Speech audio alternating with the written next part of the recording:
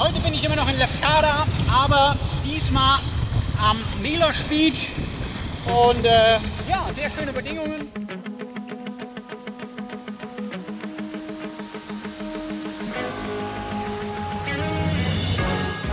Herzlich willkommen zu meinem Spot-Report aus Griechenland und zwar vom Thermik-Hotspot Milos Beach auf der Insel Lefkada.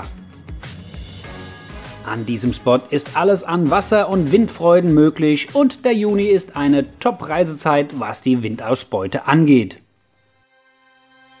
Wir sind von Köln mit dem Kastenwagen mit der Fähre von Ancona aus nach Igoumenitsa angereist und haben ein paar Tage auf Lefkada Halt gemacht. Das Video beschränkt sich auf einen reinen Spot-Report, da wir keinen Flug oder Unterkunft gebucht haben. Lefkada hat einige tolle Kite- und Windsurf-Spots, zu denen ich noch weitere Videos auf dem Kanal eingebunden habe. Der südlichste Spot, Vasiliki, ist ein reiner Wind- und Wingsurf-Spot. Unser Schauplatz befindet sich im Norden Lefkadas, wo insgesamt 3 Super-Spots nah beieinander liegen. In diesem Bericht schauen wir uns den windreichsten Spot, nämlich Milos Beach oder auch Agios Ioannis ganz im Westen an. Die vorherrschende Windrichtung ist im Sommer ein thermischer West- bis Nordwestwind, der ab ca. 14 Uhr einsetzt. Der Wind kommt also wunderbar gleichmäßig seit Onshore angeblasen. An Wasserspielzeugen ist hier alles erlaubt und möglich. Nur die Lagune darf nicht befahren werden. Die meisten Unterkünfte und Kiteschulen liegen südlich nah am Kitestrand. Das Stadtzentrum Lefkada kann man mit einem 15-minütigen Spaziergang wunderbar erreichen. Lefkada City hat ein vielfältiges Bar- und Restaurantangebot und eine nette Fußgängerzone. Gehen wir aber mal mehr ins Detail und schauen uns den Einstieg im Echtbild an. Man sieht hier schön die Windmühlen am Strand, die quasi als Zeichen für Windzuverlässigkeit zu verstehen sind. Die Surf-Community ist hier quasi unter sich. Badegäste findet man hier keine. Den Wermutstropfen an diesem Spot sieht man direkt im Wasser vor dem Strand. Felsblöcke liegen entlang des 4,5 Kilometer langen Strandes und man muss sich über den glitschigen Fels ins tiefere Wasser tasten.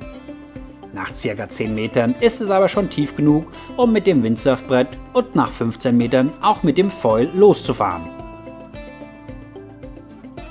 Man sieht, Anfang Mitte Juni ist es noch übersichtlich, was Surfer und die dazugehörigen Autos anbelangt. In der Hauptsaison ist hier aber ordentlich mehr los und man muss Glück haben, überhaupt noch einen Parkplatz hier zu finden. Da die Wasserfläche aber riesig ist, verläuft sich die Masse an Surfern wieder wunderbar im Meer.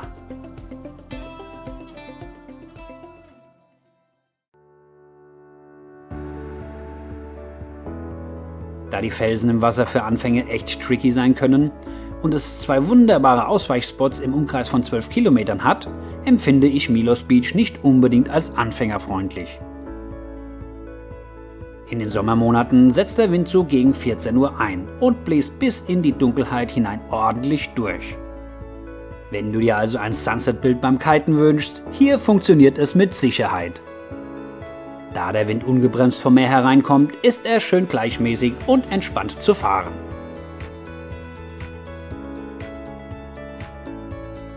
Ja, Wellenjunkies haben hier wirklich Pech, denn nur nach großen Stürmen kommt hier mal ein bisschen Shorebreak rein.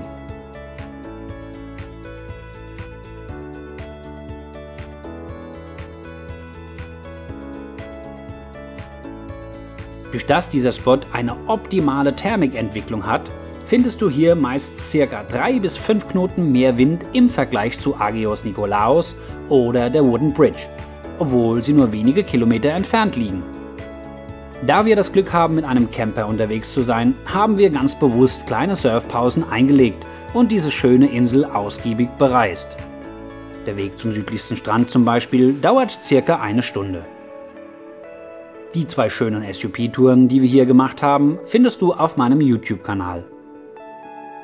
Hier steht übrigens bei meiner Ankunft vor mir der Kite-Lehrer, der über Headset gerade schult. Ich hoffe, euch hat mein Report gefallen. Und wenn ja, lasst mir gerne ein Like da und bestenfalls macht ein Abo. Wem es besonders gut gefallen hat, der darf gerne über den Spendenlink in der Videobeschreibung mir 50 Cent in der Kaffeekasse hinterlegen. Ich freue mich! zum Ende des Reports lasse ich nochmal ein paar Bilder sprechen und verabschiede mich bis zum nächsten Spot-Report.